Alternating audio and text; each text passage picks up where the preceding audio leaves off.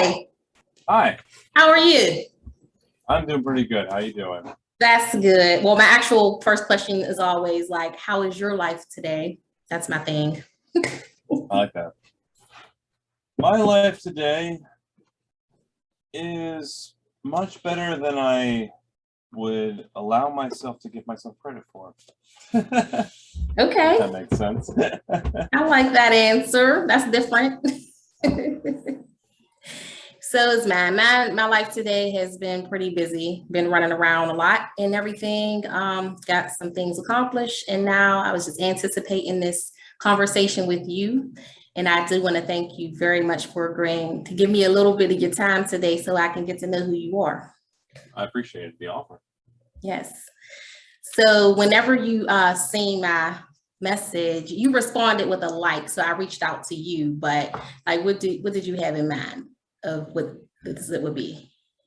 Well, honestly, I'm more genuinely curious. I liked the aspiration that you seemed to have in creating these kinds of conversations, and I've done some work around Pittsburgh myself, and like Okay. creating groups for having conversations about different things.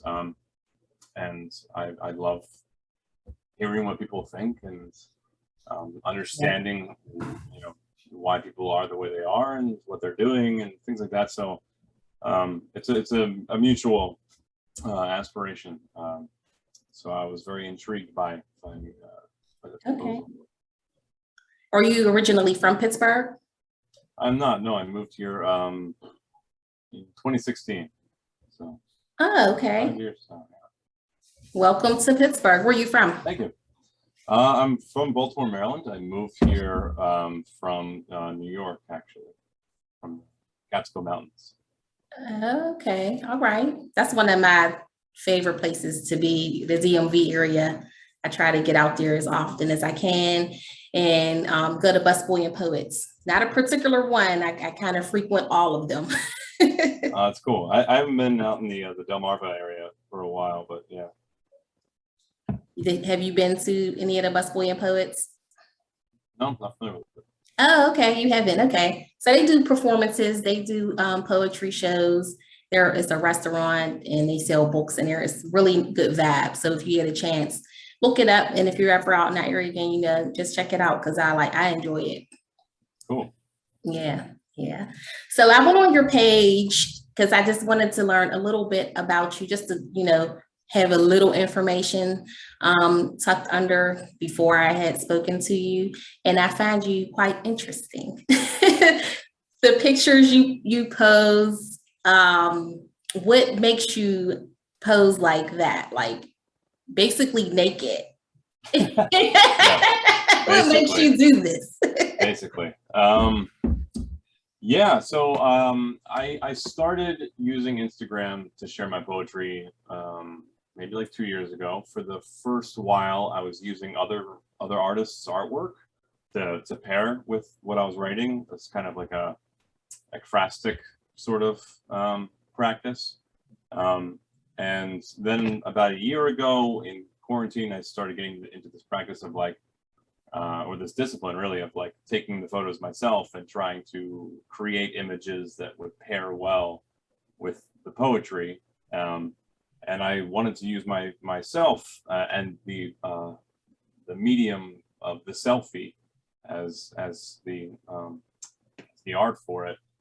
Part of it is a bit of a social commentary. It's I'm conforming to the medium of Instagram, and I'm trying to, in some sense, tongue-in-cheekly poke fun at the vanity of it. Okay. Part of it is that I aspire to be very vulnerable in my writing practice, and as much as I'm sure that the way that it's perceived is as being equally narcissistic and vain as anything else that you find on Instagram. But I'm kind of terrified, honestly, of the thought of having so many like half naked photos of myself on the internet. Really? Like permanently. And it is very much like every single one is like oh man, like an exercise in vulnerability. So that's the other half of it, is that I'm trying to use the body as this image of being willing to expose yourself. You know, I think it's very bold Thank of you. Yeah, it's very bold of you.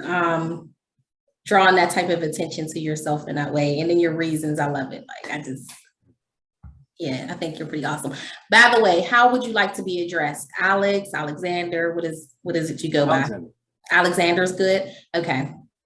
All right, so I did ask you where you are from. I have a quote that I've seen on your page that I thought was interesting. And if you have a little bit backstory about it, you can share it. If you don't want to, that's fine. But I found it interesting that you said this. It says, if the world was organized in accordance with my values, civilization would probably collapse. Do you remember writing that? I do, yeah. What was that about? Like, what made you write that? It's kind of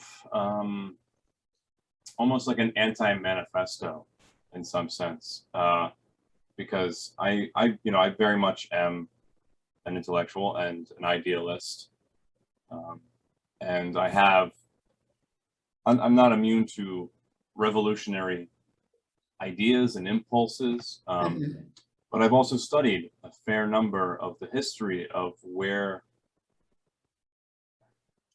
what happens to people like me if they don't doubt themselves enough, if that makes sense. I feel a certain sort of kinship with a lot of ideologues throughout history who have led humanity down very dark paths, inspired by their own brilliance, and not willing to doubt themselves enough. And I think that was an expression of, hopefully, an insight of my own humility, that I fundamentally don't know how the world should be. I would like to make it better, but I don't understand it well enough as it is in order to make it better.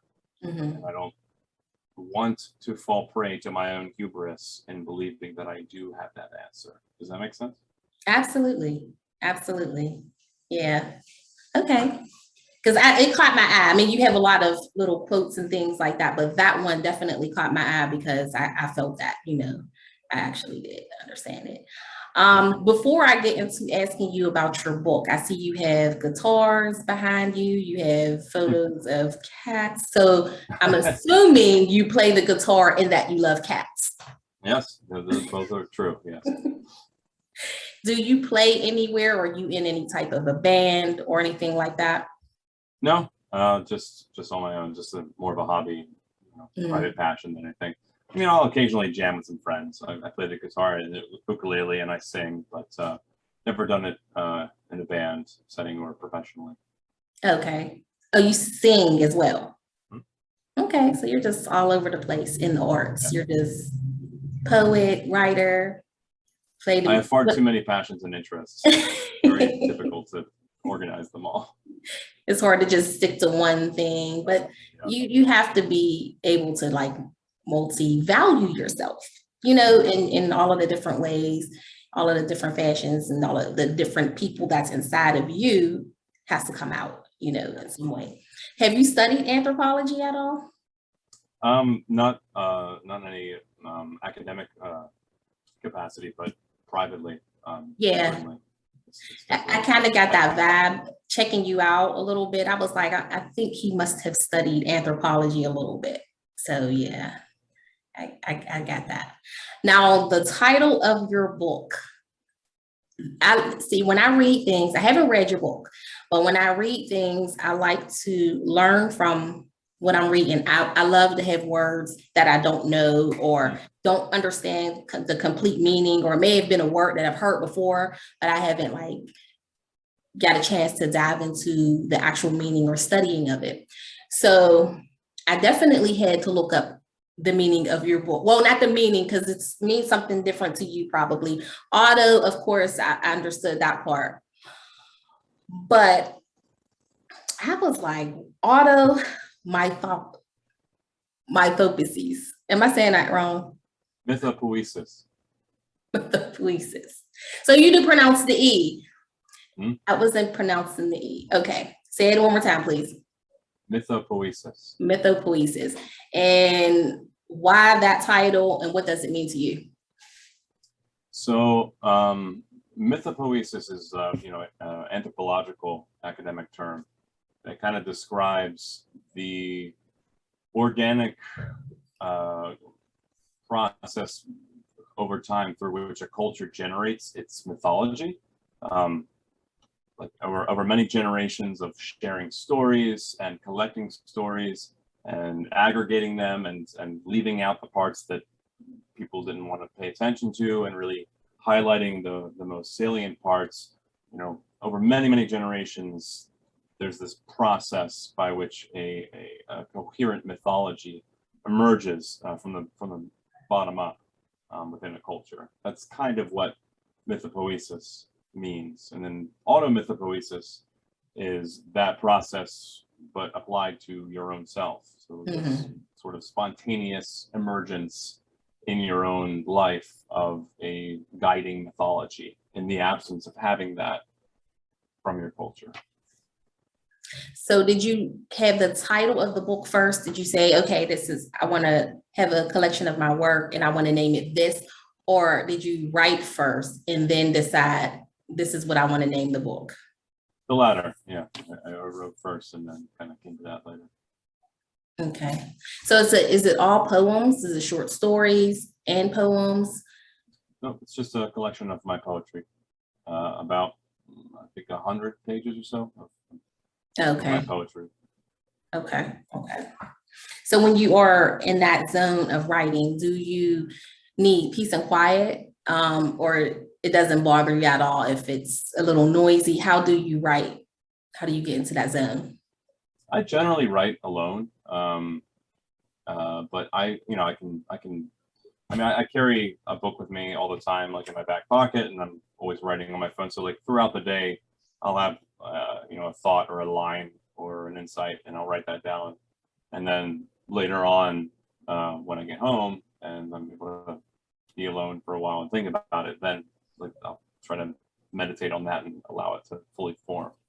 It's fairly a solitary practice. Okay. So whenever you began writing, first of all, let's go back a little bit. How long have you been a writer? How long have you been a poet? I started really writing poetry in high school, but it was more of a private passion for a very long time, up until really moving to Pittsburgh, and I found myself in this poetry scene through the space upstairs. I don't know if you're familiar with them, but I'm wearing their t-shirt right now. Okay. They do a monthly poetry workshop there. Okay. And through that process and the mentorship that I received, I really started to actually see myself as a poet, not just someone who just occasionally wrote poetry. And the more that I shared my own work, like the more like, this is actually really good. Like, and I started to really believe, like, I can kind of do this, So it wasn't until very recently where I started accepting that identity. But I've been doing it for half my life now, probably. I mean, more seriously in the past few years, for sure. Right. I can relate to that. I've been writing for a really long time myself. And I don't remember which year I did my first poetry event. It wasn't that long ago. I mean, it was maybe about 5 years ago or something like that, but I've been writing a lot longer. And I found I did write 2 books. I have my poetry is private, which is all poems. And then I have my other book I have is called Creating Therapy. And it's a book of compendious stories and poems. So in that I have short stories and I have poems and I have a little bit of pictures. So I kind of the first book, I was just like wanting to do it just to prove to myself that I can create something, you know what I mean? And then the second one, I wanted to put a little more art into it So I do have photos and I do have short stories because I do love to write short stories as well. But I do like to get out there now too and meet other people. That's what I was like going to DC and meeting people and seeing how big the culture of poetry and storytelling is there. And I was like, I don't know a lot of people here that do it. I know some, but it's such a big culture out there and everybody looks different and they all in the same circle. And I think here in Pittsburgh, it's more so everybody kind of looks the same here and then over there's, you know what I mean? So I kind of just want to mix and match and I want to meet people all over in Pittsburgh who does it. So that's why, and you're the second person that I had a chance to have a conversation with on a poet scene. So I'm, excited to meet you. That's so cool. I love this project that you're doing. It's such a great idea. Yeah, thank you. Thank you.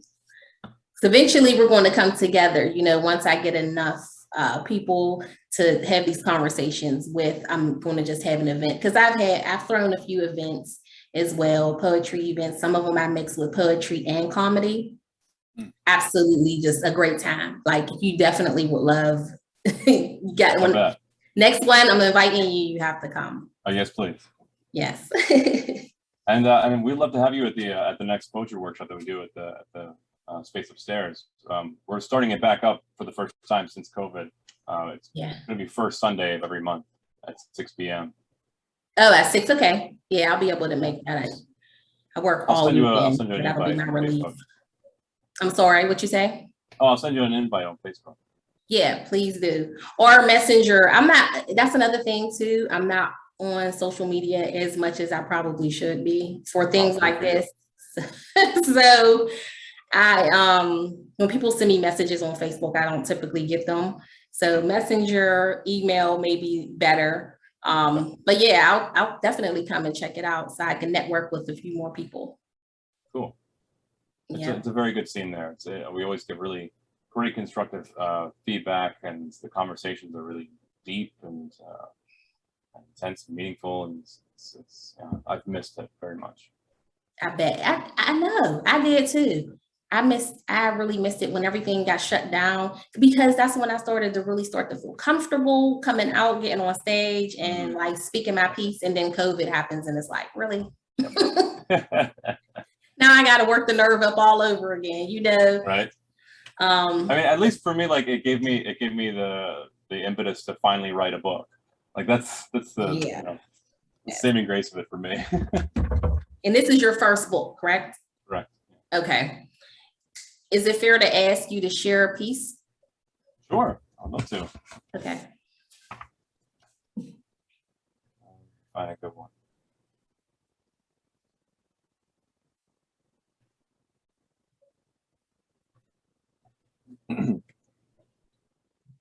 Beautiful Obscurity.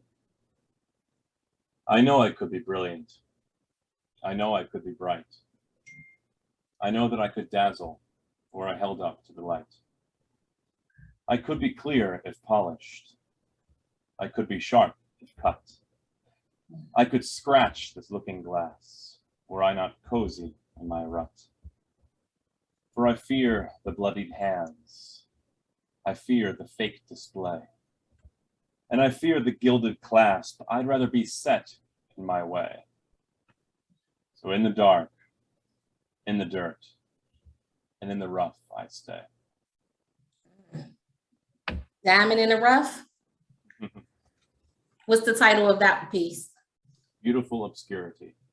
Oh, okay. I did hear you say that in the beginning. Nice. I like it. Yeah. Can I see the cover of your book? Can we see that? Check that out. Sure. It's not too much glare on there. See that okay? Yeah. Who created the photo, the cover? I did actually. Oh, okay. Yeah. And let's see the back. Might not be able to see it quite as well. It's one of those crazy images. Oh, okay. Yeah, I can see made it. of me half naked with 4 arms. And I like to do digital iconography with Photoshop, making like religious imagery, but in a more modern way. But that's what catches people's eye. you know, that's what kind of draws people to that, to your images, because people are always curious when it comes to, of course, religion. So that's like, what's this about? What's this guy saying? Yeah, definitely. And so you have your book in a local bookstore, correct? Yeah. Okay, let's talk about that. How did that process go? So yeah, Riverstone Books in Squirrel Hill was very kind to offer me a space on their shelves to hold my book. So I basically, you know, I self-published this through Blurb.com, and which was amazing, by the way. Like, it was like I was able to handle every step of the creative process, and I love that. I had a publisher worked out, but it wasn't working well, so I just did it all myself, and I'm really glad I did. So now I'm just in the process of hustling, just kind of going around to all the local bookstores and seeing, you know, who's willing to you know, bite the bait and see where that goes, and trying to put on events and things like that. It's all totally new to me. The whole marketing distribution aspect of it is just, yeah. I never learned any of that, but I also didn't know anything really about graphic design or editing, so it's been a big learning curve. So you got a chance to do all of that on Blurb. Yes. Design and everything. Okay. So you went to these people who own the bookstore on your own, or did you already know them? No, just what do you call it? Cold contact, I think. Right. They just I just walked in one day and just was able to talk to the manager, and yeah. I love that. Okay. I should have been done that. I should have been done that. I don't know why I didn't do that. They're a new bookstore in Squirrel Hill, and I think that they're looking for more local, you know, talent. So I'd recommend them. Yeah, I did mine through Amazon, both of them through Amazon. And I mean, the process, like you said, it was easy, pretty much self-explanatory once you read through everything. So I was able to do that. The photo actually on the front cover of this is a drawing of my daughter. She's an artist. She's a visual artist. So she drew that, and I just, you know, used her photo because it looks like this person sitting there needing therapy. It's called creating therapy. So I figured that would be the perfect photo for it. But I haven't thought about going around to the local bookstores to talk to them about putting my work on their shelf. So you gave me an idea. Yeah, well, if I can give a shout out to Natalie Moss from Riverstone Books. She was awesome. Okay. Thank you very much. All right. I need to meet Miss Natalie Moss. Maybe me and her can have a conversation as well. Yeah. Well, I do thank you for your time. Do you have any questions at all for me? I mean, I have tons of questions that I would like to get to know you as a person, but I don't know if if this is the necessary time or format for that. Okay. But I'm definitely looking forward to meeting you in person if you come out to the poetry atelier next couple Sundays. I think 2 Sundays from now, something like that. But, okay. Yeah, just shoot me a message and I will definitely be there. And you have, I don't think my phone number is not attached to my email, but you have my email. I'll shoot you my number. That way, you know, we can keep in touch with each other. Yeah, and like I said, like I'm in the process now of, like, you know, working on talking to event coordinators and putting on some events. So that's something you're interested in too. I'm definitely looking for collaborators. So yeah. Yeah, that would be awesome. I'm for it. I love to collaborate. I haven't had an opportunity to do that enough either. I did one collaboration with a young lady named Monet the Poet. She's awesome. She's like one of my favorites. I don't know if you've met her before or not, but she's out here running around in Pittsburgh, and it's so good, but I can't get in touch with her so that we can record it together because we have to do it together. It's one of those type of collaborations, but I would love to collaborate with other people. So you can put that on our bucket list. So is this going to be something that you like post on social media or something like that? Yes, I'm going to post this on YouTube. I don't edit anything. So the entire conversation will be post it on YouTube. I have to create just a thumbnail. If there's a certain picture you would prefer on the thumbnail, just send it to me. But Sure. yeah, it'll be posted on YouTube. I'll let you know when I post it, and just give you some shout outs, some tags and everything, so that people can direct their attention to your book titled, tell me the name one more time. Automythopoesis. That is a tongue twister for me. It is. It's a bit of a pretentious title, I have to admit. I love that you went with that, though. I mean, that was brilliant, for real, So, but I do thank you. I appreciate your time, and I hope. All right, thank you so much. It's been a blast. I've really enjoyed talking to you, and I'm definitely looking forward to contacting you outside of this conversation and getting together. Absolutely. Yeah. Likewise. All right, Alexander. You have a good evening. Thank you. You too. Love. Peace. Peace.